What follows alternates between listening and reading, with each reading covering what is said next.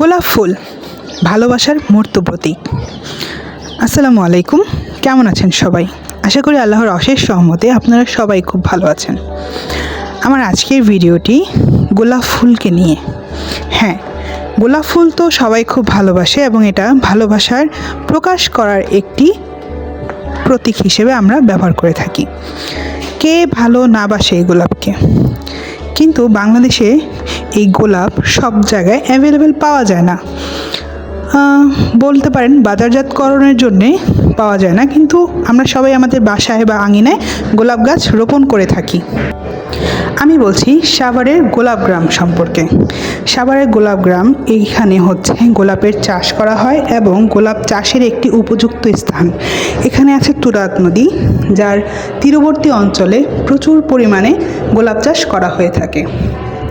এই নদীর চারিপাশের মাটি গোলাপ চাষের জন্য উপযুক্ত।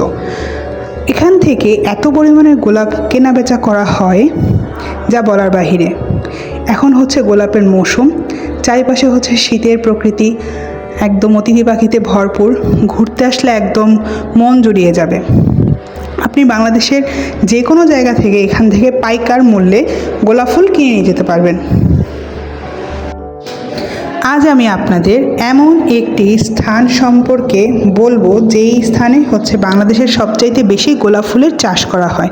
বলতে পারেন সবচাইতে হাইয়েস্ট এবং সবচেয়ে বেশি ফুলের সরবরাহ করা হয় এই অঞ্চল থেকে।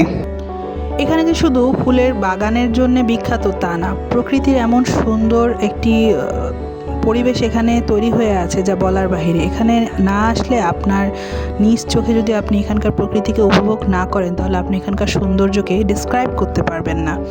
অতিথি পাখি নির্ভয়ে এখানে ঘোরাফেরা করে। এখানকার যে মানুষজনের জীবনযাত্রা আছে সব কিছুই খুবই উপভোগ্য।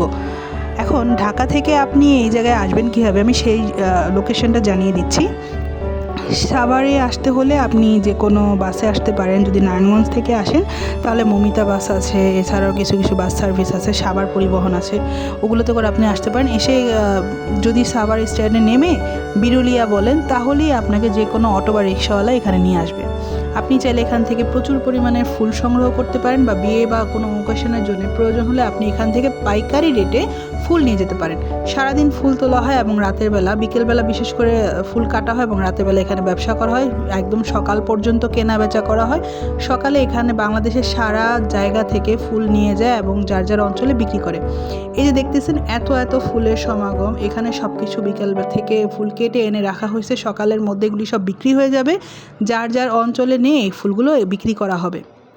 আপনি যদি একদম খুব বেশি ফুলের প্রয়োজন হয়, আপনি চাইলে এখান থেকে পাইকারি রেটে ফুল নিয়ে যেতে পারেন। আশা করি আপনাদের জন্য খুবই ভালো হবে।